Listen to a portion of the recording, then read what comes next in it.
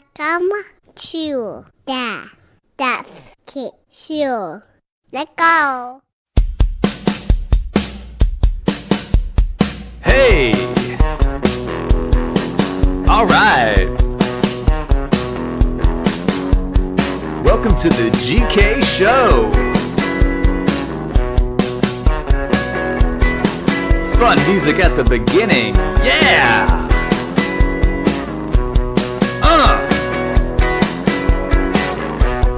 Hope you're having a good day. Let's start the pod.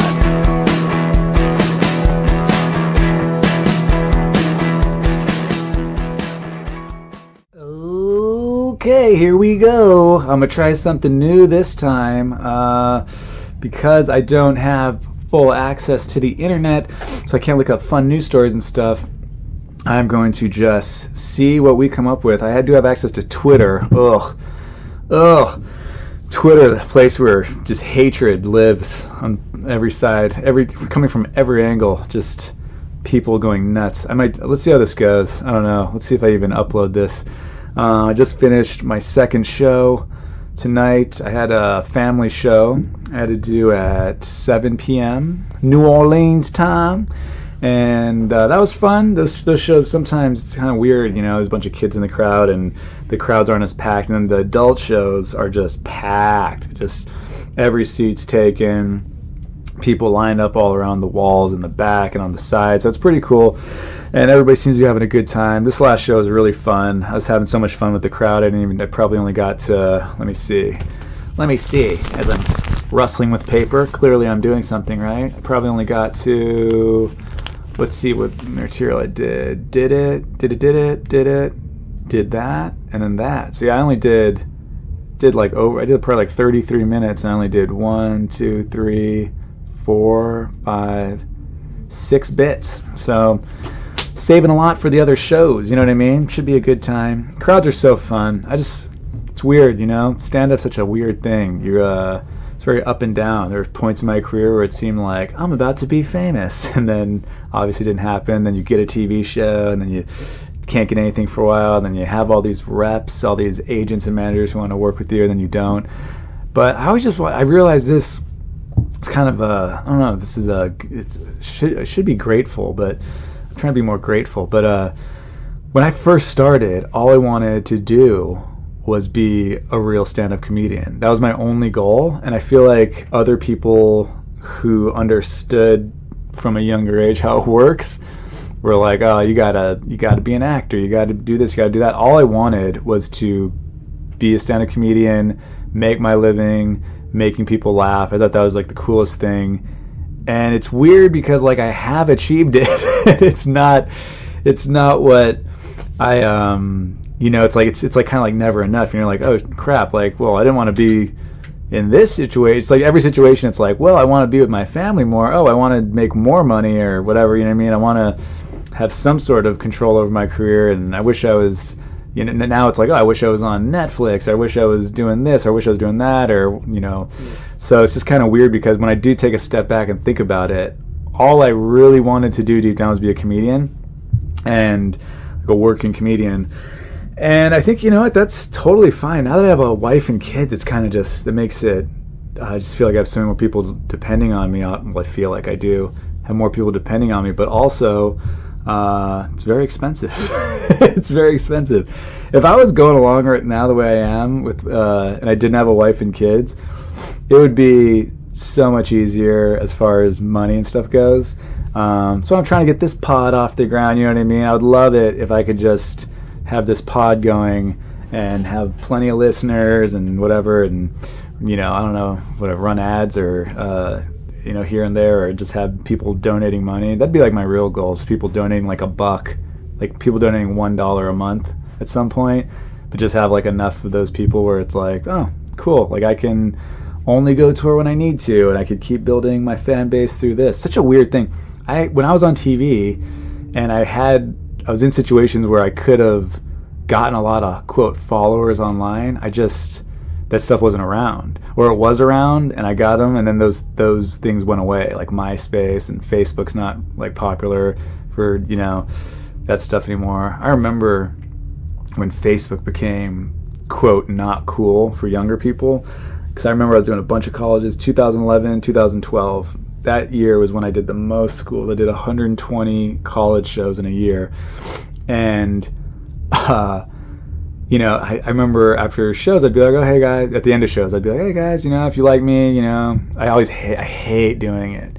Even at shows now, I promote this podcast at the end, and I can't stand doing it. I'm trying to figure out a funny way to do it. There's a way I've been doing it that has been getting like a laugh, but I hate wasting the audience's time with, hey, do something for me, and here's a speech about my pod. You know what I mean? I just hate it. So if you enjoy the podcast and you know anyone that you think will enjoy the podcast, please share it with them. Oh, yeah, if you can rate it 5 stars if you haven't yet, please go take 10 seconds, rate it 5 stars, leave a review, subscribe. That helps way more than you know. So anyways, and you know, these podcasts are pretty, I feel like, I'm going to be honest with myself, I feel like some of these are probably pretty inconsistent right now, you know? I'm still trying to find my footing and how I'm going to do the episodes. So I feel like some are probably a lot funnier than others. So if there's one that you really like, just share that one. You know what I mean? What was I talking about? Oh yeah, Facebook. So at the end of shows back then, I was doing a lot of colleges. And I'm like, hey guys, if you like me, you know, my name's Jeff Keith, Geoff, Keith. That's my, you know, Twitter, Instagram, all that. Or was it Instagram? Was I on Instagram back then? That's my Twitter. That's my Facebook, I think I would say, right? I don't know if Instagram was around. That's the thing. Instagram, I don't think was around. Or I wasn't on it. I don't know. So my point is, after these college shows, I would just say that. And I wasn't doing like a hard sell, but I'd go to my hotel room, and the next day or that night, I'd have, you know, 15 friend requests or 20 friend requests on Facebook, or, you know, 9 friend requests. Depends. Sometimes these college shows are big, you know, audiences, and sometimes they were just, you know, 30 kids in a weird coffee shop on campus. So anyways, I'd always see a bunch of friend requests come in, and then it's like everyone went home for Christmas break and the New Year's, and all decided, I think they all found out that their parents were on Facebook or something, honestly, because I did that. Then, you know, next semester starts, 2012, that semester, spring semester, whatever. Same thing. I'm doing a ton of shows. I'm promoting the shit out of, I'm not promoting the shit out. I'm saying at the end of shows, hey, like, follow me if you want. All of a sudden, it went from, it's not like the shows got worse. Shows were still really good. It went from getting, you know, 6, 10, 12, 15, 20, 18 requests to 1, 0. And I was like, what's happening? You know what I mean? What's going on here? And I think it just became not, and I started seeing articles come out, oh, this is Facebook, people, their parents are on it, and it's not the cool thing anymore. And obviously it's still doing fine, but it's turned into a different thing, you know? So anyways, yeah, I'm bad at promoting, hate doing it. But, so let's see. Oh, I was talking about the audience, man. I just love all the different people in the audience, just having such a good time.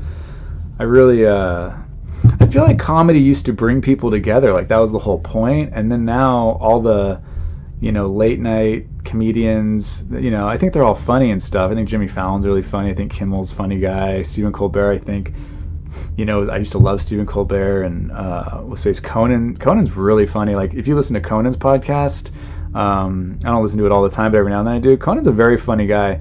And I was never one of those huge Conan fans or anything. Never disliked him, but he's super funny. They're all funny, but it's like I feel like a lot of their comedy is just divisive now because it's so transparent how they all are politically, which it's fine to be, like, have your own views. It's just, I don't know, I just feel like when people are like, hey, one side's being attacked differently than the other side, it's just kind of a turnoff.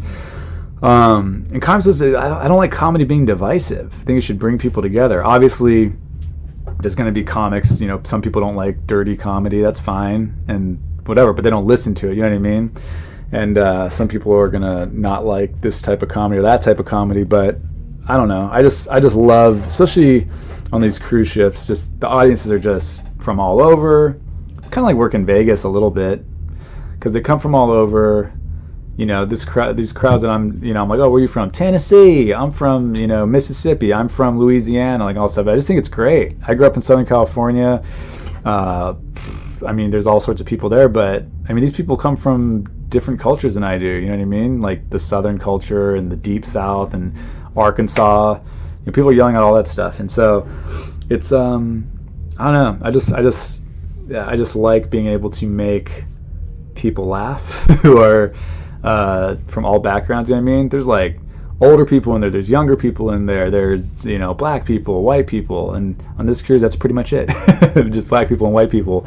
But on other cruises you get more like Cubans and Puerto Ricans and stuff like that, Dominicans, and then it's just mostly black people and white people from all these places so far that I've been. But it's great. Even the shows, it sounds weird, but even the family shows or comics, when you tell them about cruise ships, like, oh, you gotta do a family show, and people are like, oh, fuck that. I've talked to comics like, fuck that, dude. Fucking no way. I'd never want to do that. I mean, I'm not doing a show for kids. I'm just doing material of mine that's clean, so it's for adults. And the kids laugh too. Like, they laugh for different reasons. I choose certain material that I think they'll find funny for different reasons because I'm more goofy in it or whatever, but it's just cool, you know what I mean? I've had people come up to me, they come, back to my family show, even though I usually repeat the family show. I just kind of do mostly the same show. A little different, but most, repeat a lot of it. And people were like, will be like, oh, and then like, their daughter's with them and they're like, she just wanted to see you again. She thought you were so funny, the first time. It's pretty cool. You know what I mean? Obviously that's not my goal to be performing for children, but I mean, if you can make people laugh, just make people happy, it's a pretty cool thing. So anyways, my point is, I think I set my goals pretty, I don't know if did I set them low? I feel like that's a high goal when you're not a comedian. You get to, I just want to be a working comedian, but now I achieved it and I'm like, shit, I need to have a special on TV. I need to be on the late shows. I need to do this. I need to do that. Like, so it's kind of interesting how sometimes you don't fully understand what something is until you have it. So here's a quick fun story about how I know that I would always just want to be a comedian. And that's it. When I was really young, I got noticed by a manager who was a manager at Power Entertainment. Power Entertainment has now become Levity. Levity, they run the improv comedy clubs all over the nation. That's why they're all new ones are called Levity Live now. So he saw me at some local contest in Orange County, and he thought I had all this potential and stuff. And then he got me in front of one of the bosses at the Irvine Improv, the old Irvine Improv. And I did like 7 minutes, and she was like, yeah, he's funny, he's got potential, I see what you see. So they bring me into this office, and was I 19 still? I think I was 20. This is how I go to this meeting, guys. I had a hat that I had made at the mall that said Jeff Keith with an exclamation point, and I was wearing that backwards, like a trucker hat, and then it had my name stitched in, I guess. I got it done at like a mall kiosk. Thought it was the coolest thing ever. Then I was wearing a button-down like flannel shirt and then jean shorts, like baggy jean shorts. And then probably, if I remember myself correctly, the Jordan 14s. Like, I think now that I think about it, I had those Jordan like low top 14s or something. Oh man, I wish I had access to the internet right now because I would look it up. That's what I wore to this meeting. Like low socks, just probably had my calves shaved. I used to shave like from the knee down because I still played basketball a bunch, because in my head I'm still going to get taped up at some point to play a game. So that's what I wore. So I'm sitting at this, conference table with this window overlooking, the city. I think it was in Century City or something. I don't even remember where it was. Somewhere just in the heart of entertainment, right? And the lady who was like the boss lady who saw me, I won't say her name because bad history at this point, but she goes, and the manager who saw me originally, he was there, and all these suits, just everybody around this table was wearing suits. And she's like, Jeff, this is Joel so-and-so. He does TV, and this is so-and-so, and he does film, and this is so-and-so, and they do lit, which, like writing, like literary. And, this is blah, blah, blah. They do stand-up and whatever, and this and that. And then so she introduces all these people who are clearly there to meet me, right? And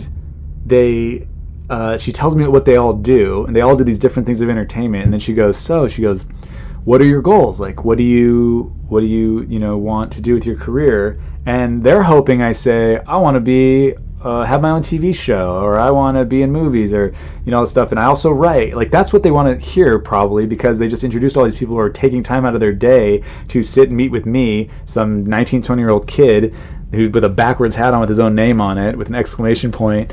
So this is my answer to that. In front of all these people, I go, I just want to be a comedian. And then they're just like, huh? And I go, yeah, I just always want to be a comedian. I just want to be a comedian. I want to be the best stand-up comedian possible. I just want to do stand-up. And they're like, oh. They go, so you don't want to like act or anything? And this is where all the money is, if anyone doesn't know this. Unless you just blow up somehow and you're, Russell Peters, and who's really funny and really nice guy. But like, he blew up and he could just do stand-up. He makes tons, you know what I mean? But there's people like that. But for most, the money is like getting into movies, getting into TV. Like, that's how people know who you are, because millions of people see that stuff. So they kind of try and lead me into that after I give this horrible answer twice, and they go, so you don't want to act or anything? And I so confidently was like, nope, that's the thing about me, A lot of comedians, like, they want to get into acting and all that stuff, but like, I'm a pure stand-up. I just want to do stand-up. And they were just like, okie dokie. I said this like I know all comedians and their motives, and how they're all trying to be actors, and they're using. I think I was thinking of the actors in LA who do try and use stand-up just as a way to, work on being in front of a crowd and shit like that, because that is a thing, and there's a lot of crappy comedy in LA, and people who cannot do comedy anywhere else, and they're not using it because they really love stand-up. They're just like, I want to do there used to be a thing, I don't know if there still is, where I'm sure there is, like your 7-minute industry set. Like, you just get the 7 minutes and you work it all over the place, and then that's when the industry sees you and they know who you are, and then you use that set and whatever, and it gets you stuff. It gets you a development deal with the network and all that stuff. And so there was like a stigma about LA comics that they only have 7 minutes, and the thing that sucked is I was from Southern California, so I hated it, because when I was young, I just wanted to work the road. That's all I wanted to do, was work the road, go to the clubs, and get strong and get better at stand-up. And so I wasn't one of those people. I was always writing. I was always trying new material, and I hated it because that stigma, or stereotype about LA comics, a lot of it was true. There were a lot of LA comics who didn't have even 20 solid minutes to do on the road, or 30. I mean, really, you need 30 to do the road, because as a feature, as a middle act, most road clubs make you do 30. So. And it has to be funny, and it can't be like LA jokes, There's a lot. Now I'm just going another tangent. I'm going like tangent after tangent after tangent. The first time I realized that I needed to really work on what I was writing was the first time I went out of the state to do stand-up. I went to this comedy contest in Lincoln City, Oregon. Okay, this is a town. I don't know what it looks like now. It was at the Chinook Winds Casino in Lincoln City, Oregon.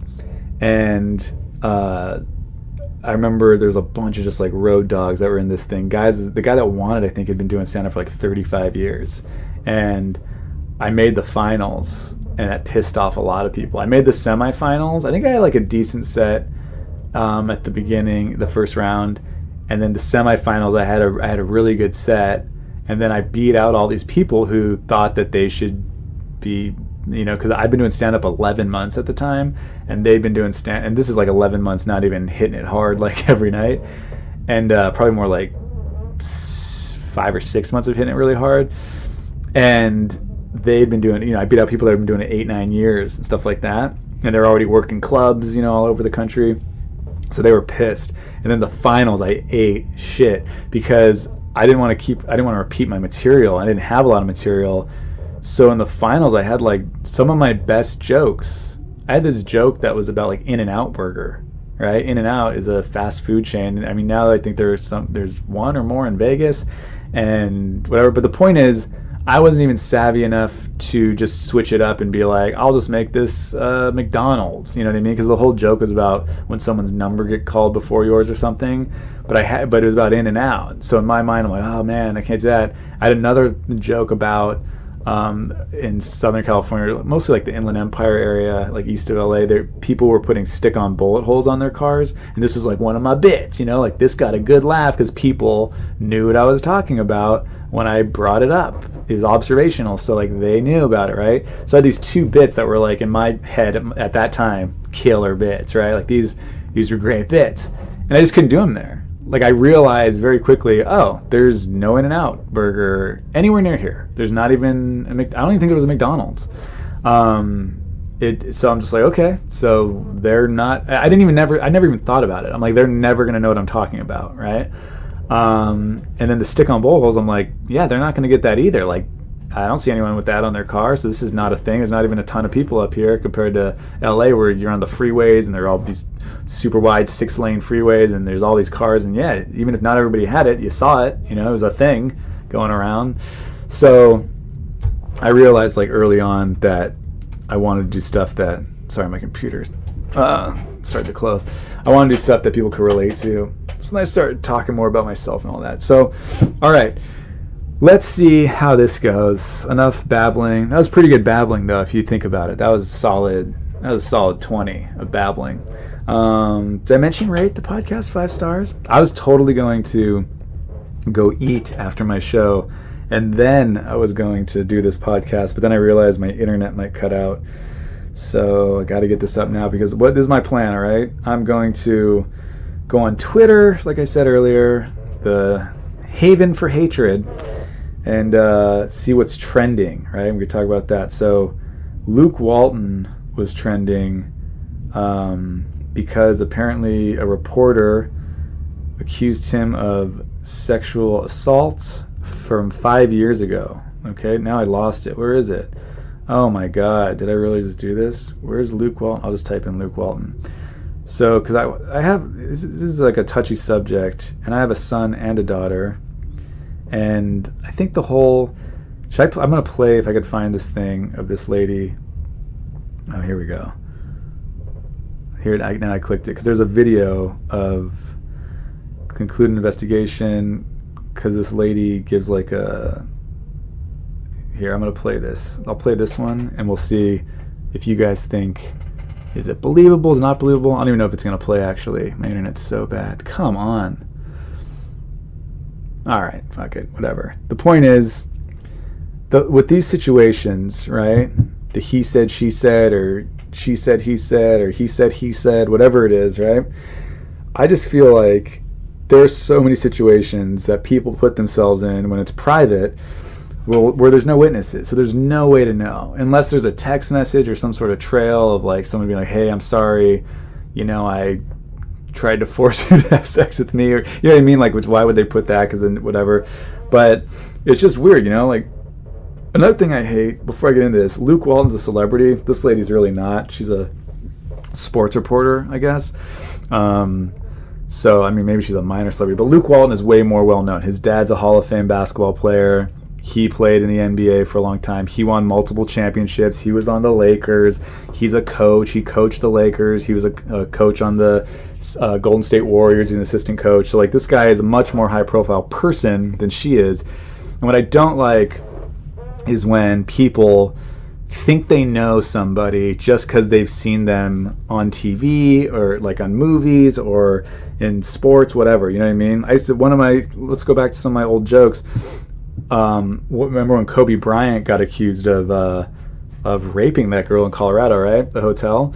I'm not saying he did it or didn't do it, but it was just at the time, I thought I had a joke about it because my parents, who were huge Laker fans, go, nah, Kobe doesn't look like the type of guy that would do that. Oh, I think it was because something came out, like he tried to force her to have anal sex, she said, or something, right? And my parents' response was, nah, Kobe doesn't look like the type of guy that would do that. And I used to do some bit about how, like, who looks like the type of guy that would do that? You know what I mean? Like, you don't walk around in public or at the mall like, oh, that guy looks like he tries to, anally rape people. Definitely. Look at his face, So I don't like that. I don't like this weird assumption that you know somebody just because you've seen them in the public eye, and that is how people work. It sucks. You know what I mean? If your favorite actor gets accused of something, I hope this chair squeaking is not being too annoying.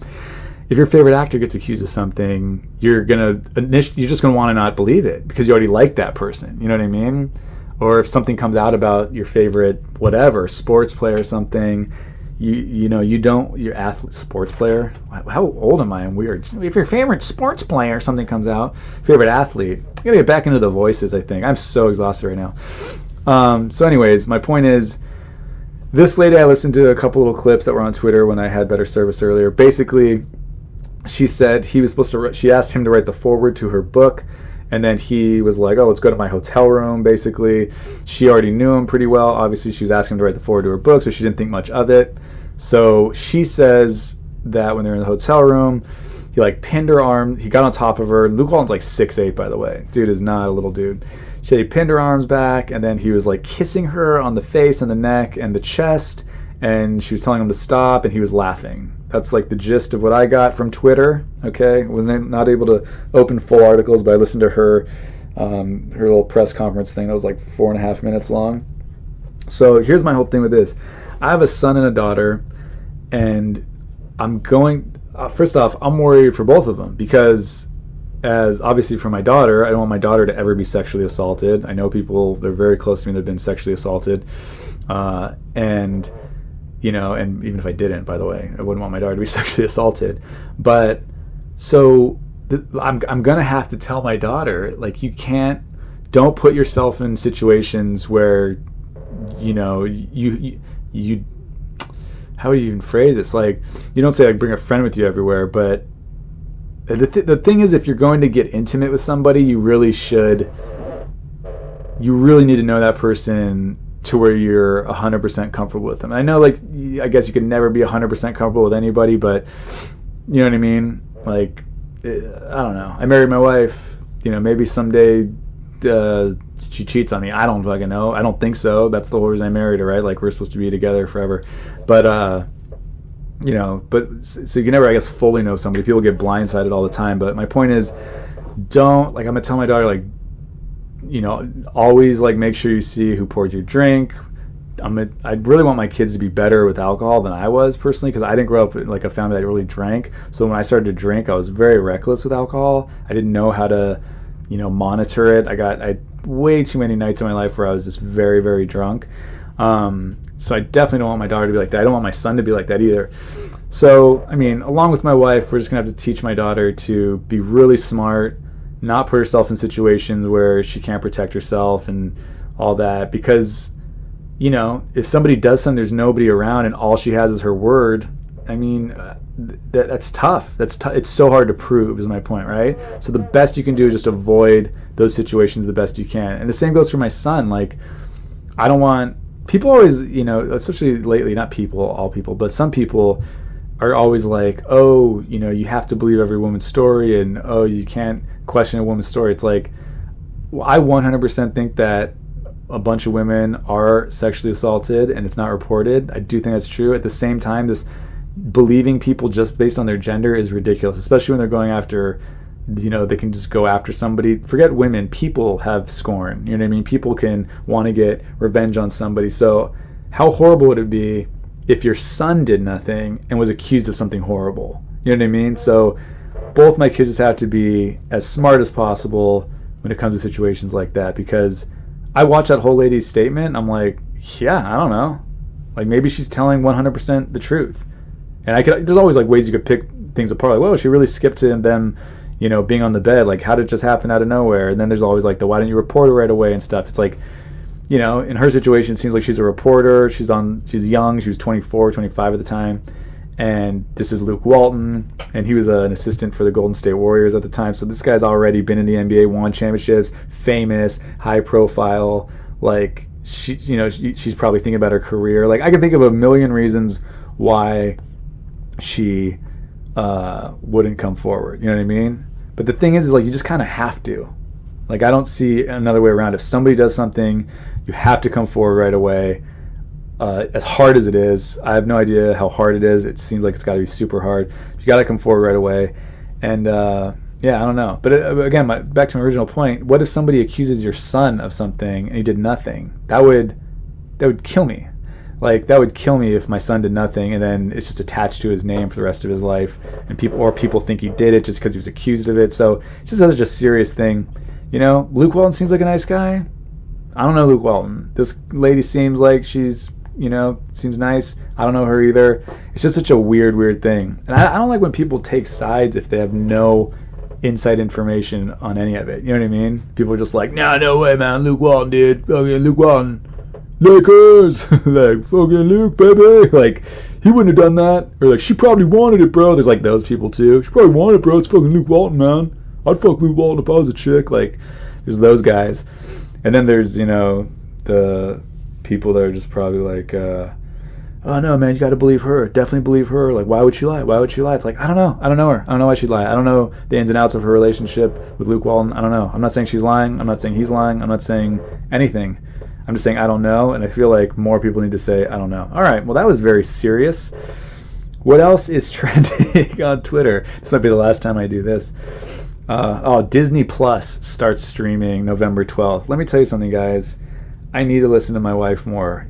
Months ago, maybe like a year ago now at this point, my wife goes, buy Disney stock because they're going to have their own streaming platform and they're going to take all their stuff off of Netflix. And I was like, all right, I'll look into it. And I think a Disney stock was at like $109 a share or something at the time. And I'm like, yeah, okay, whatever, babe. I think we've already missed the boat on that one. People already know. If you know, then people already know. That's where I came across on that. So I don't know what it's at now because I can't open my stock app, but I do see that just like a little while ago it was up to like $140 something a share. So a solid 25% increase. Would have been nice if I would have put some money in there, but of course I didn't. Should have listened to my wife. So that's trending now. I guess Jeff Goldblum's got his own show on Disney Plus. Let's see. I don't even know trending. Lizzie McGuire. This is so tough. I need to get some more. I need to get some actual news stories so we can. 13 Reasons Why 3 is coming out. I don't know how much longer I can do this. Michael Irvin. Let's see what he's trending about. I might just have to click on the politics trending because that stuff's always juicy. Oh, did my internet cut out? I think my internet might have cut out. Nope, there it is. Michael Irvin is pumped for Miami versus Florida. This is just a video of him being pumped. All right, not into it. Not into it. News. Here we go. President Trump's depiction in The Masterpiece is inspiring other versions, and then that just went away. Okay, great. Seth Moulton ends his bid for the presidency. Who's Seth Moulton? Who's this guy? This is Democrat or Independent? The Massachusetts congressman is the latest Democrat to drop out of the 2020 presidential race and is expected to announce his departure from the race in a speech on Friday. Isn't that always funny? Like somebody who no one... I mean, I actually I've heard of this guy. I couldn't remember where I'd heard of him, but... Isn't that like you're dropping out because you have no chance, and you're like, I'll do it in like a formal speech. Like I'll gather my closest friends and do a speech. Like, dude, no one's gonna see the speech. I didn't even realize you were one of the people running. No one cares. I think all these people. I don't know. I shouldn't say all these people. I think some of these people just run for president, so maybe they can get on like a debate stage. Maybe they break through, but for the most part, they get to say like former presidential candidate. You know what I mean? Former presidential candidate Seth Moulton. Like he'll always be former presidential candidate Seth Moulton. Sure, he came in 27th out of 26 candidates, but whatever. So Congressman Seth Moulton is representing. The Massachusetts representative had a difficult time generating enthusiasm in a crowded field. He's the fourth Democratic candidate to exit the race. All right, here's where I think this podcast idea could be kind of fun. Let's see what the responses to the tweet are. If my phone would load. Come on. This is such a pain in the ass. Oh, I think my internet might have finally cut out.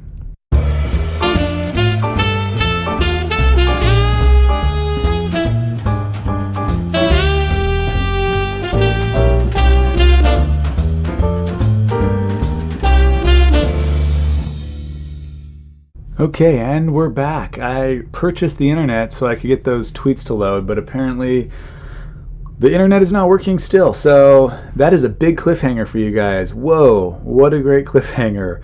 What did people say about the Seth Moulton tweet from NPR? We will pick up where we left off I will put out another podcast right after this. We'll do a double drop, I guess, because now I know the anticipation is going to be crazy for what people tweeted about the Seth Moulton thing and my reaction to it. So anyways, thanks so much for listening, guys. I'll put out another one right after. Whenever this one comes out, there will be another one that comes out right after this, and it'll continue. Please rate the podcast 5 stars. Okay, this is the jankiest podcast setup ever with weak-ass internet. It's 11:11 where I am. Make a wish. Thank you for listening to my daddy.